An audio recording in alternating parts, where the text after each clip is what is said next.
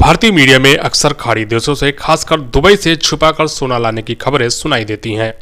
अभी हाल ही में कन्नड़ और तमिल फिल्मों की अभिनेत्री रान्या राव को राजस्व खुफिया विभाग ने मंगलवार को दुबई से लौटते समय 14.8 किलोग्राम सोने के साथ गिरफ्तार किया है।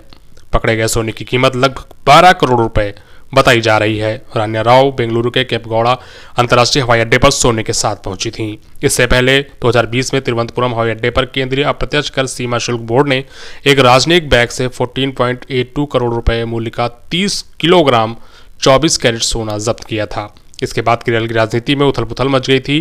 केरल के मुख्यमंत्री पिनाराई विजयन के प्रधान सचिव एम शिवशंकर इस तस्करी के घेरे में आ गए थे और उन्हें अपने पद से इस्तीफा तक देना पड़ा था। अब ऐसे में एक बात और है, आखिर भारतीय अक्सर ऐसा क्यों करते हैं? लोग आखिर क्यों विदेश से सोना लाना चाहते हैं? तो इसके जवाब के लिए हमें ज़्यादा सोचने की ज़रूरत नहीं है। सच ये है कि भारतीय लोगों में सोने को लेकर एक अलग ही क्रेज़ है और दूसरा यह निवेश का एक ठोस साधन है जिसे आज भी सबसे ज़्यादा मजबूत माना जाता है। यही वजह है कि भारत सोना खरीदारों की संख्या के मामले में दुनिया से काफ़ी आगे है। भारत में सोने की वास्तविक कीमत पर टैक्स लिया जाता है, इसके कारण इसकी कीमत बहुत ज़्यादा हो जाती है।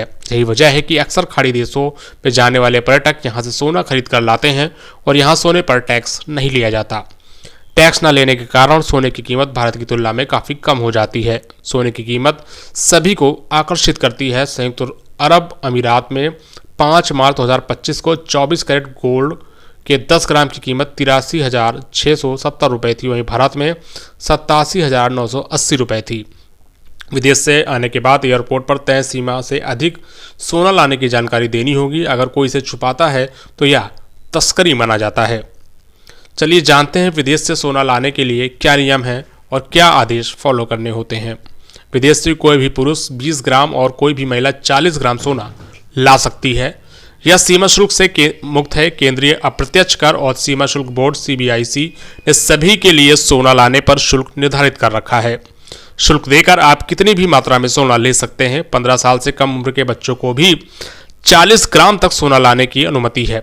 इसके लिए रिलेशनशिप प्रमाणित करना होगा।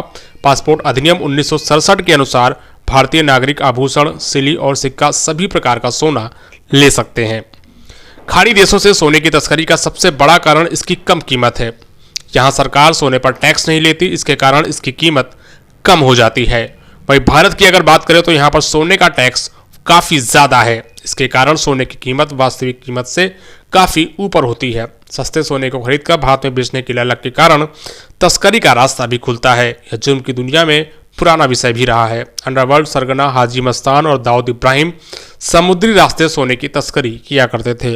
वहीं अब तस्करी के नए नए तरीके भी सामने आ रहे हैं। देश में सबसे ज़्यादा सोना संयुक्त अरब अमीरात से आता है। इसके बाद म्यांमार दूसरे नंबर पर है। इसके अलावा कुछ अफ्रीकी देशों से भी सोना तस्कर लाते हैं।